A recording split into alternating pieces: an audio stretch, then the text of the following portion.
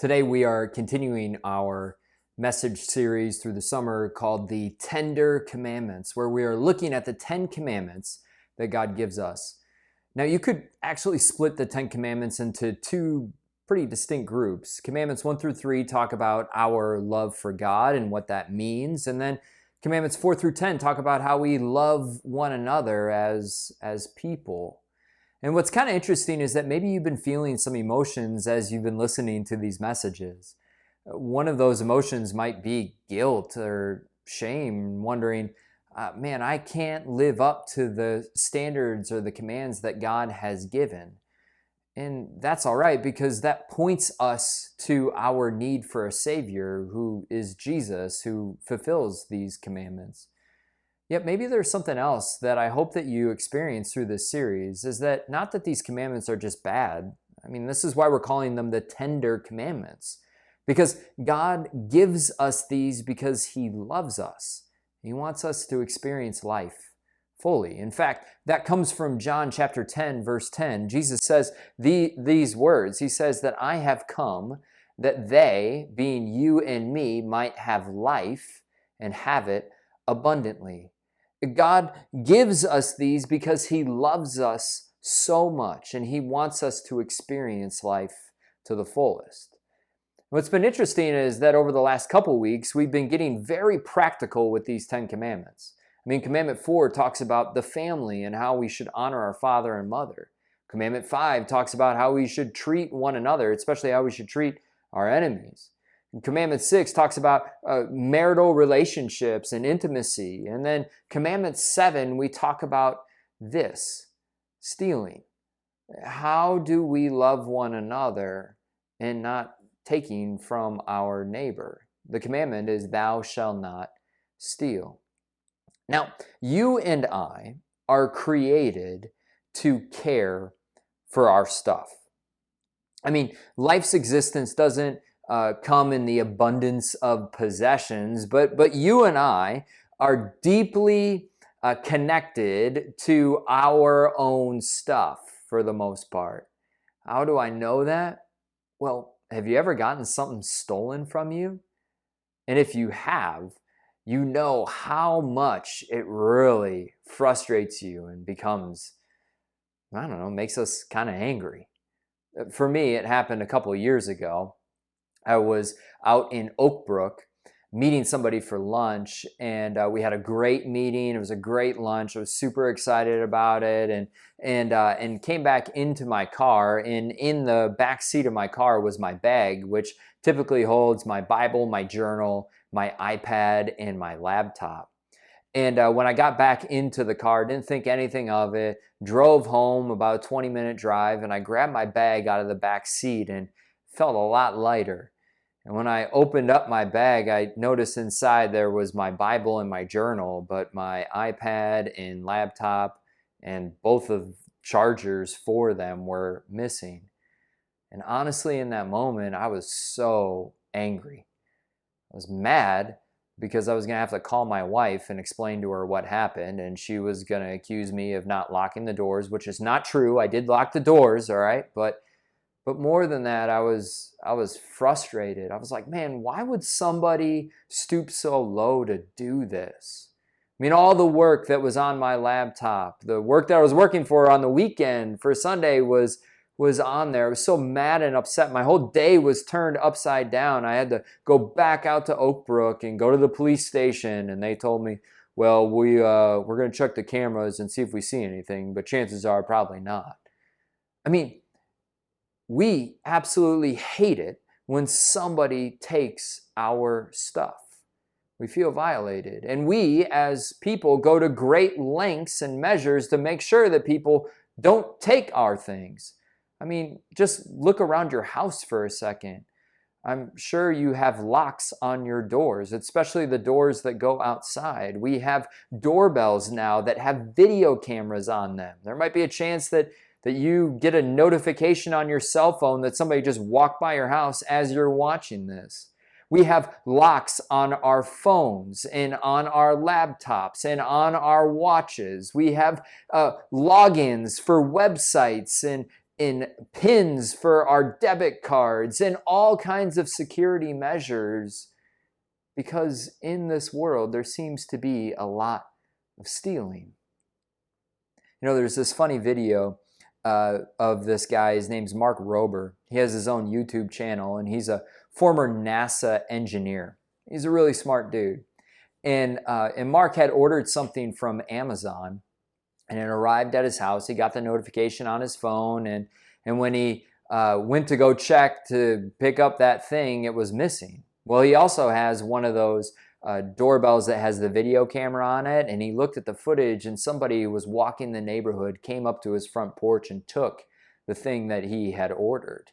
And so he decided to put together what is known as the package thief glitter bomb.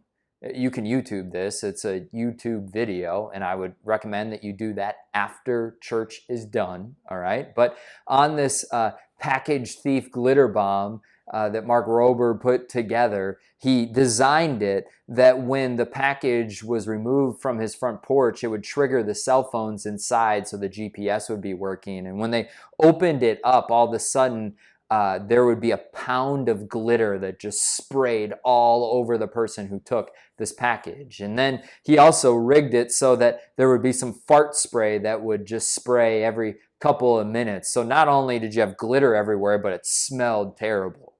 Now, this makes a great YouTube video. But honestly, this isn't how we should really react to people stealing stuff. I mean, revenge is something that just leads and escalates to something that can be really, really dangerous. So maybe the question is not how do we respond to these things. The better question is, how should we act as followers of Jesus in a world where theft and robbery seems to be happening?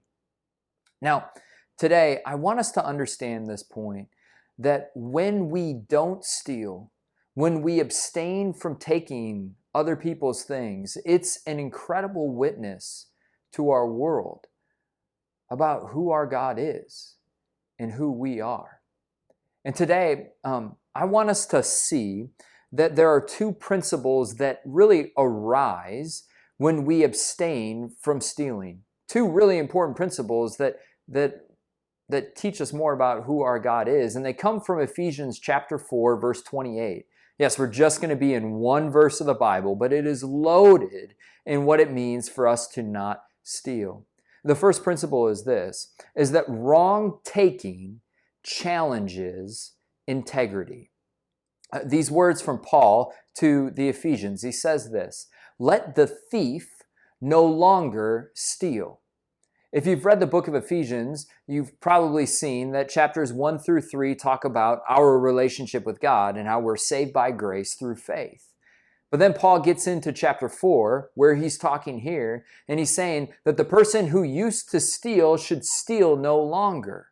The reason is because as Christians, we should have integrity. Well, what do I mean by integrity? Integrity is simply the way you act when no one is looking. And generally speaking, stealing happens when no one is looking.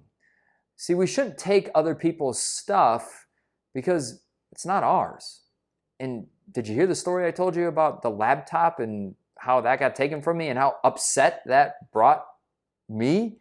I think we need to understand that when we take things that are not ours, we really aren't loving our neighbor as we should. But it goes deeper than that. I mean, deeper in that integrity is not just referring to refraining from taking other people's stuff, but integrity also, and quite frankly, stealing means that we do our work well. To not steal means that we do our work well. These aren't my words. This is from Paul here in Ephesians 4, the next little section in verse 28. He says, "But rather let him labor, doing honest work with his own hands." See, stealing and integrity is also about how you work. How you work when your performance review is about to happen. Or better yet, how you work and having integrity, that how you work matters when your boss isn't in the room, or not zoning out on social media all day, because when you do that, ultimately you're stealing from your employer or your company, and that's a matter of integrity. Or stealing is not just working well, but it also means that we shouldn't take advantage of somebody in a dishonest way. We shouldn't be putting our neighbor in harm.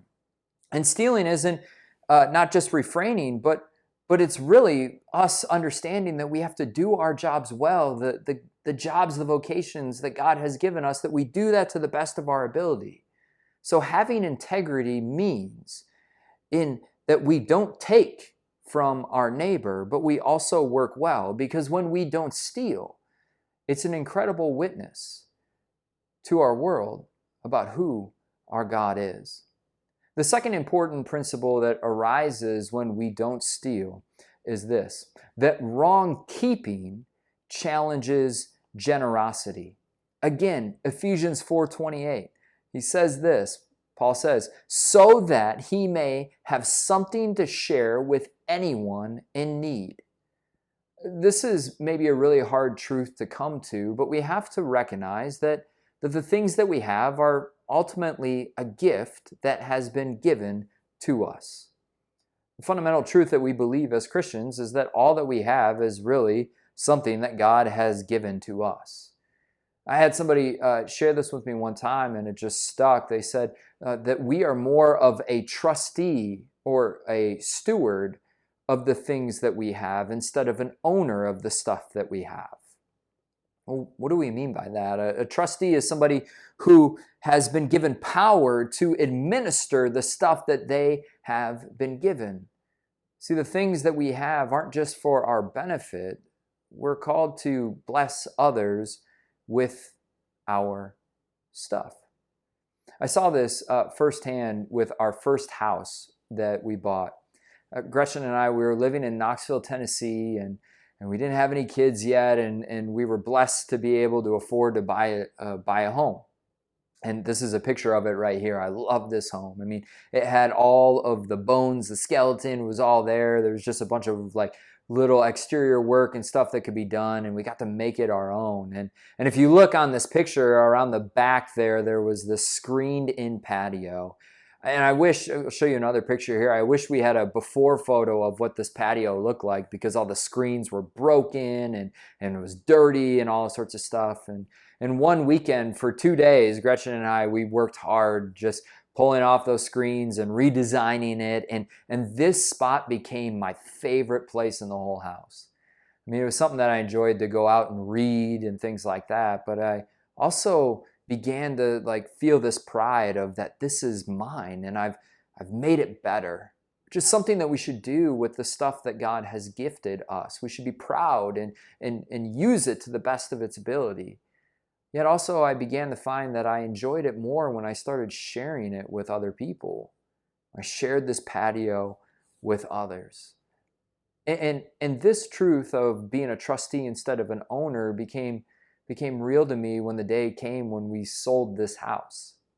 We were moving to St. Louis to go to seminary, and I remember living there for only a couple years and just got to see the real truth that, man, I'm really a trustee of the things that are given to me. Yes, I know my name was on the title, and technically the bank really owned it because they had a lot more money in it than me, but really I'm a trustee of the things that I have. And I should use that to bless other people. And speaking of generosity, though, it's important for us to understand that we should be generous with the things that we have, but also that we're willing to ask for help when we need it. That's why on our website, tlc4u.org, where you go to the COVID page, you'll see a little section there that says give help and get help. And I want, if you feel just led to bless somebody or bless this ministry, you can do that in that space. But also, I want you to know that if you're in need of help, I pray that you would be willing to reach out, and that we as a church won't won't abuse you or use you in a wrong way or anything like that, or we really want to walk with you in this journey, that if you're in need of some financial help, maybe paying a bill or just a car issue or thing that's going on, we have a thing called the Samaritan Fund, and we would love to bless and help, because we believe that being generous means that we walk with one another in this journey. See, here at Trinity, we talk about generosity a lot. And you're saying, of course you do. That's how the church makes money. And maybe that's somewhat true, but honestly, I mean, if this was all about making money, we would just be nickel and diming everybody. We'd be charging you to watch this right now. The reason that we talk about generosity is not to make money, but we want to invite you in to the freedom and the joy that generosity brings. See, stealing also means wrong keeping. And when we just think that everything that we have is ours, we miss the heart of the freedom and the joy that comes when we learn to be generous. Because being generous means that we're not giving material items too much power in our lives. Because when we don't steal, it's an incredible witness to our world about who our God is. But one last thing. I want to go back to John chapter 10 and get a better picture of who our God is. Remember those words that Jesus said, I came to bring life abundantly? Well, there's some really powerful stuff here as well in this passage. That Jesus says this, that the thief comes only to steal, kill, and destroy. I came that they may have life and have it abundantly. I'm the good shepherd. The good shepherd lays down his life for his sheep. I am sure that you're probably thinking that this week that I don't want to experience theft, I don't want to die, and I certainly don't want to be destroyed. And I know for a fact that God doesn't want you to experience those things either. In fact, that's the opposite of what God wants us to experience. See, there is someone that wants the thief wants to steal, kill, and destroy. But Jesus says, but I came that you may have life and have it abundantly. See, our God said these words, and then later on, he would go and show that he lives up to his word, displaying his integrity by going to the cross for you and me. He would show his generosity that he didn't deserve to be there, but instead chose to be there on our behalf, rising again from the dead and promising to bring life to those who believe in him. He would say that I am the good shepherd, that the good shepherd lays down his life for his sheep. This is who our God is, one that is filled with integrity and generosity. And I pray that as we lean into these tender commandments, may they teach us more about ultimately our God. Yet may they also teach us that not stealing reveals integrity and generosity. And may that bring us life and joy and freedom in this world. Amen.